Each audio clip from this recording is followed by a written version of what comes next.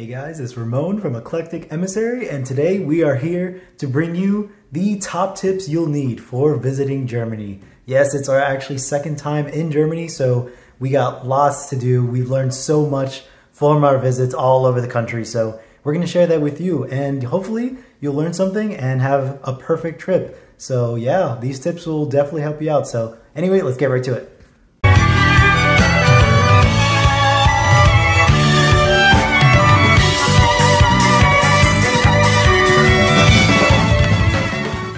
So you're visiting Germany for your first time. Deutschland is an amazing country.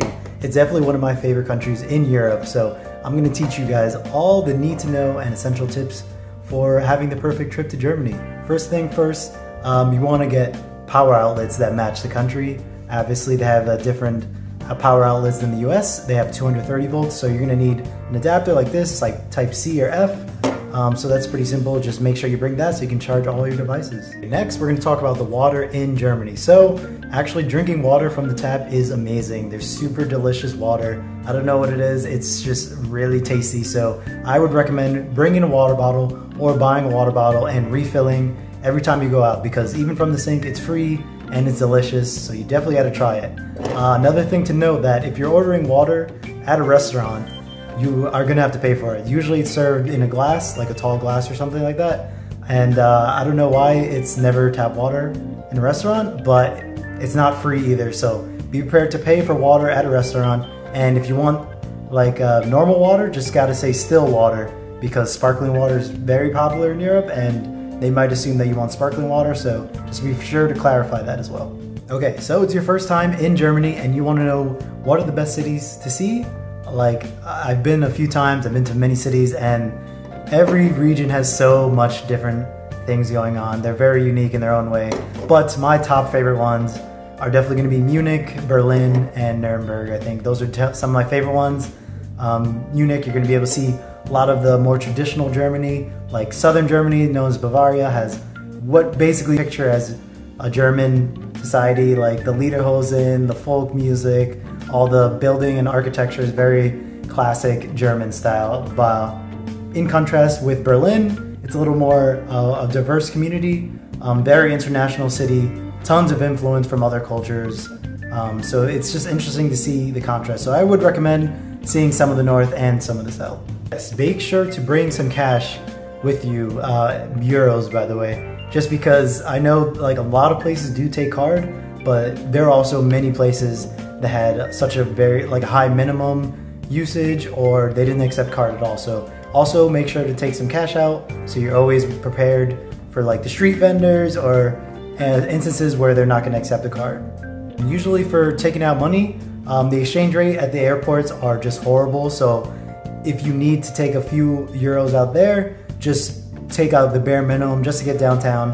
And my favorite method of taking out money is always just go to an ATM and just withdraw whatever you need there, because the exchange rate is a lot less. Alright, so let's talk about the trains in Germany. The trains in Germany, super efficient, super fast. You can get to almost any major city around the entire country. So it's definitely one of my favorite ways to travel around Europe. The only thing is that there's always delays. Not always, but it's very possible that your train could be delayed or late or something like that. So always keep in mind just a little bit extra time just so you can prepare for that kind of situation. But if you do happen to miss your trip, which happened to us actually one time, you can just get on the next train or next train to the city, and that ticket should work as long as it's not like a first class or second class discrepancy. If you're riding the subway and you buy a ticket, make sure you validate it before you get on at these little box things. Basically you just put it in and it stamps the time on there, so yeah, you'll be good. Alright, so if you're planning to bring back some souvenirs for your trip, of course you should. I think you gotta leave tons of extra space in your backpack, and I would recommend bringing home one of these Steins, usually all like handmade mugs basically, and they're super cool. You can find them almost anywhere, but I would avoid the super touristy areas like the main streets in Munich and stuff, because they just like basically triple the price on you. So I would keep your eye out for probably something much cheaper on the side streets or in a smaller city. You can definitely find something for a way better value. Okay, so we're in Hopper House, so you know we had to go order a freaking Stein, man. Ein Maß, which is basically a liter beer. This thing is freaking enormous, man, and it's only like 10 euros, so. Germans are some of the most friendly people that I've ever met in the world, so that is super good to know. But one thing they do have like as a main characteristic is their punctuality, so they are always on time. And so if you're ever meeting up for a tour group or with friends that are German or something like that, make sure to be super on time, right on the dot, because that matters a lot to them. Oh yeah, one more thing. If you're planning to ride or to rent a car and drive on the Autobahn, that is a super cool thing, not found anywhere else in the world. Basically, it's a road with no speed limits. I mean, the Autobahn is like a system, I guess, so it's a network of roads, and there's certain parts on the Autobahn. It's like with a circle and 3 slash marks. Basically, those areas, there's no speed limit. So you can go as fast as you want. I know it's super crazy. I haven't done it yet. I kind of want to. I think maybe on my next trip, maybe I'll rent a car and do it. But yeah, just make sure to move over into the right lane right away, because there are cars that are just zooming by in the left lane, and yeah, that's the way to do it. Okay, so you're going to Germany, but fortunately everyone there pretty much speaks English, like everywhere you go, unless you're going to a super tiny town in the middle of the countryside. I think you should be fine getting along with English, but of course it's super like nice to get along with the native language, you know, so you can like actually show efforts that you're trying. So here's a few German words that I think might help you out. Of course, I have a blog with a few more insights into the German language if you want to check that out, and more details on every one of these tips. You can check that out in the link in the description. So a few words, of course, hallo, which is hi, danke or dankeschön, which is thank you, of course, and entschuldigung, which is excuse me. So that should be, yeah, those are a few survival phrases that you definitely need to know. Alright, so if you guys are planning to visit during the most famous time, obviously for Oktoberfest, then there's a few things you want to keep in mind.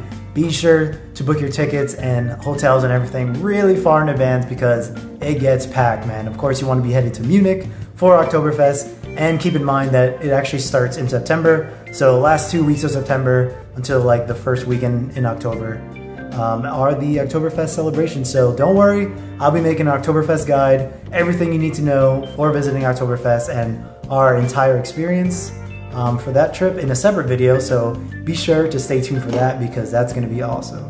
If you guys find public bathrooms, just make sure to follow the WC signs and also keep some change with you, because they can cost up to €1, so definitely have some change handy. Ooh, one thing about a German restaurant is that the food comes out so quick, man. Literally like 5 to 10 minutes after we ordered, the food's already on our table, like ready to eat. Freaking insane. Another thing to note is that you don't necessarily have to tip too much in Germany, but 10% would be like a generous, okay amount to tip. So just keep that in mind. Also, if you want to leave cash, that is also acceptable. There you have it, man. Our top tips for visiting Germany and having the awesome time. Hopefully you learned from our experiences and these tips help you out so you're a little bit more prepared when you visit. Anyway, it's an amazing country and we have tons more travel adventures to a lot of the big cities. So stay tuned for that, because it's going to be awesome. And thank you guys for watching. Hope you guys enjoyed. Please like and subscribe, because we got tons more adventures and it's going to be awesome. So anyway, stay tuned and see you later. Peace out.